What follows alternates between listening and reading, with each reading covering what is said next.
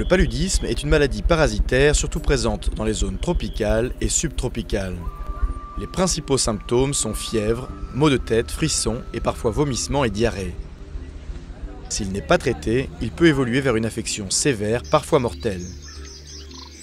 Dans les zones les plus contaminées, la majeure partie de la population a acquis une certaine immunité à un ou plusieurs des 4 types de paludisme. Les crises produisent alors des effets atténués. Mais les personnes à risque, notamment les jeunes enfants, sont des victimes faciles. Il existe plusieurs molécules pour traiter les malades, la principale est l'artémisinine. Elle est souvent combinée à un autre antipaludique pour diminuer le risque de résistance. Les vecteurs de la maladie sont les moustiques du genre Anophèle qui agissent la nuit. Un insecte pique un individu contaminé et transmet le parasite au suivant.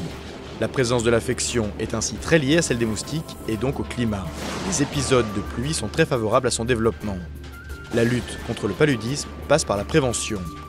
L'usage d'insecticides à effet rémanent dans les habitations et les moustiquaires imprégnés restent les principaux outils pour diminuer l'incidence du parasite. Dans les années 50, l'Organisation mondiale de la santé, OMS, a lancé une campagne visant à l'éradication totale du paludisme. En 2011, 3,3 milliards d'êtres humains étaient encore exposés à la maladie, selon l'OMS.